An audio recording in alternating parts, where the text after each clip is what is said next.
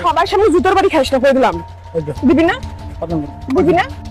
ঈদের আর মাত্র কয়েকদিন বাকি, তাই তো স্ত্রীকে নিয়ে কেনাকাটা করতে বেরিয়েছেন এক স্বামী। প্রথমে স্ত্রীর পছন্দের একটি দোকানে ঢোকেন তারা, কিন্তু দৃশ্যপট বদলে যায় তখনই যখন স্ত্রীর পছন্দ হয় 4,000 টাকা দামের একটি 3 পিস। কিন্তু তা কিনে দিতে অক্ষম স্বামী, কারণ তার কাছে এত পরিমাণ টাকা নেই।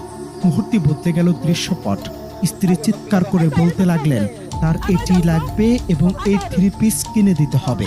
শুধু তাই নয়, 4,000 টাকা দিয়ে 3 পিস না কিনে দিলে জুতা দিয়ে প্রকাশ্যে স্বামীকে পেটানোর হুমকিও দেন।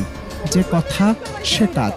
স্বামী যখন বললেন পারবেন না, তখনই নিজের পায়ের জুতা খুলে স্বামীকে মারতে থাকেন স্ত্রী, আর চুপচাপ দাঁড়িয়ে এসব সহ্য করছেন স্বামী। শুনতে একেবারে অবাস্তব মনে হলেও সত্যি। সম্প্রতি এমনই এক ভিডিও ছড়িয়ে পড়েছে সামাজিক মাধ্যমে। ভিডিও দৃশ্যপট বিশ্লেষণ করলে দেখা যায় একটি দোকানে স্ত্রীর 4,000 টাকা দামের একটি 3 পিস পছন্দ হয়, কিন্তু মধ্যবিত্ত স্বামীর পকেটে সেই পরিমাণ টাকা না থাকায় তিনি পোশাকটি কিনে দিতে অপারগতা প্রকাশ করেন, আর তাতে মুহূর্তের মধ্যে বদলে যায় দৃশ্যপট।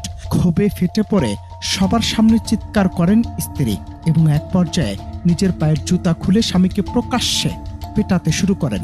হাজারো মানুষের সামনে এমন লাঞ্ছনা সহ্য করেও সে হতভাগ্য স্বামী শান্তভাবে স্ত্রীকে বুঝিয়ে পরিস্থিতি সামাল দেওয়ার চেষ্টা করেছিলেন, যা দেখে প্রত্যক্ষ